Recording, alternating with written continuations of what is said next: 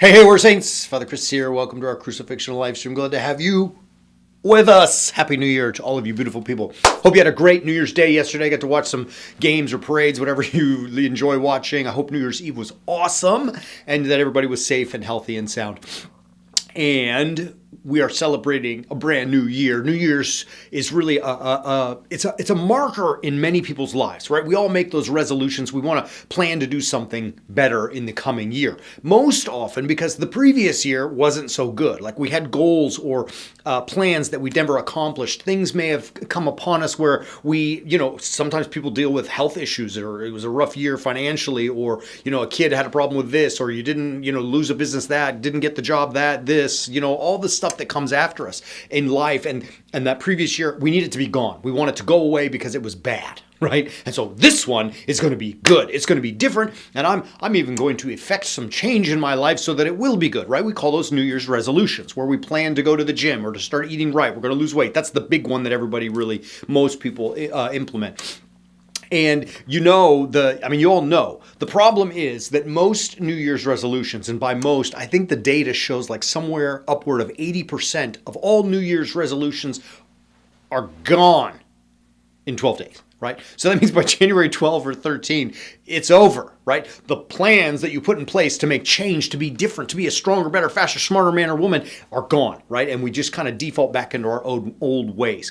That's why, Greg, I love this metaphor that he used earlier. It's like, for old computing people, Control-Alt-Delete, right? Like that was a reboot for the system. When the computer froze up and stopped working and doing what it was supposed to do and it wasn't functioning optimally, you press those three buttons together and it would recycle and start scratch. And that's how we look at New Year's, but it never works out quite like that, because by the time we get to February 1st and March 1st and April 1st, we're back to the same old stuff. And then 2025 is going to end up just like 24, which was just like 23 and so on, right? So how do you do it differently? What is it that has to be fundamentally different? Well, Greg said it earlier this week as well. You've got to start thinking differently. You can't do the same things, right, that you were doing and expect a different result. I mean, they credit that to Einstein, but it's true. If you keep doing the same things, you're going to get the same results. That's just how life works. You've got to be different. You've got to think different. And just saying, hey, I'm going to go to the gym, or hey, I'm going to start eating right, that doesn't cut it. You've got to be different. Now look, one of the things that we all worry about, is the end of times, right? Especially as we start a new year. And in 2025, there have been many prophets who have told us that 2025 is the year for the end of the world, when Revelation, that book, will come true, right? I love the book of Revelation, and I love to hear those doomsday prophecies because they always make me giggle. I chuckle inside because I don't think they get it.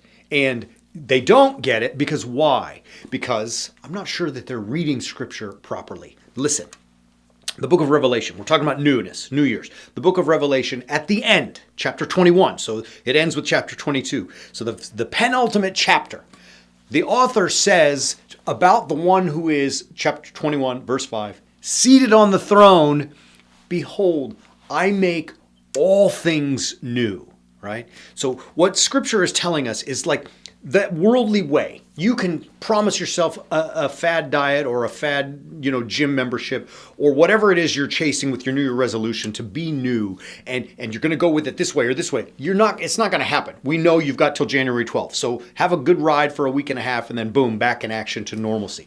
But with Scripture, God is telling us very clearly, I make all things new. God's make all things new is radically different than the ways of the world. That's why we call it crucifixional. It is counterintuitive. In some real sense, God's way is oxymoronical, right? So if you want to make things new in life and to become an exceptional human being and to function and live at your optimal performance capability, you've got to start thinking totally differently, not the way of the world. And I use the word oxymoronic because it's funny, the message of the Scriptures, and this is something I want to put in your head for all of 2025. We're going to start it today. If you really want this year to be different, you absolutely have to think differently. We're going to help you do that. We're working hard on it in our own lives. I mean, trust me, we're working ruthlessly on ourselves each and every day. That different type of thought is not the thinking of the world that says, get mine, get mine, get mine, right? Greg said it on, I think, Tuesday, you do you, right? That's what the casino advertisements here where we live say, you do you. The whole point of the message of the gospel is No, you do God's will, not your will, right? That's what crucifixional living means. It means you got to flip everything upside down because we're always in this pursuit chasing what's good for me. What am I going to get out of it, right? What's in it for me? Looking out for number one, right? The big foam hands, right? With the finger of number one. What are we looking for? We're looking for me. But God's message has said, hey, I've got some news to share with you. That doesn't work, right? Only when you become sacrificial of your own will, even at the cost of your own life, does things change. Do things change, right? Now, this is precisely what the book of Revelation is meaning. This is why I said earlier, the interpretations that people put out there looking for the doomsday to come in 2025, it's silly, ridiculous. They didn't see it. They don't understand the book of Revelation. People read it and they get lost. They're like, oh, is it coming? No. The book of Revelation is telling us you must think differently and sacrifice even your life, even if it goes that far. Be willing to give your life so that you can do God's will. And the reward, what Revelation tells us, is that those who do that are seated with God on his throne in the kingdom, right? Like, it's a very different way of looking at things. So now, rather than getting what I want by doing what I want, which is what the world proffers, we are seeing to get even something beyond what we want, beyond our wildest dreams, to be seated with God in the kingdom is at the cost of the life, right? It is through crucifixional living. It's a very different way to look at the world. But I promise you this, when you do, it actually works. When you do, things kind of go the way they're supposed to go. When you stop looking selfishly and start looking at the world selflessly, crucifixionally, baby doll, it works. I'm just telling you, right? God is not to be mocked. His word is not empty. What he says comes to fruition. And this is what he's told us. And he showed us that in his son, Jesus Christ. All right, I've rambled enough. I hope you have a great new year. I hope that it's different for you.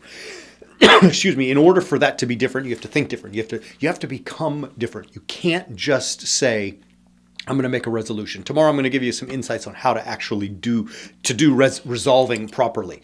But in order to move forward, you got to think differently. We'll help you do it. Check out our stuff, UTB. Look, we're putting out a series on Revelation. It's coming. It's forthcoming. It's so good. It's done. It's through production. It just needs to be uploaded. Check it out. Excuse me. It will really shed some insight on the way you look at your life in this coming year.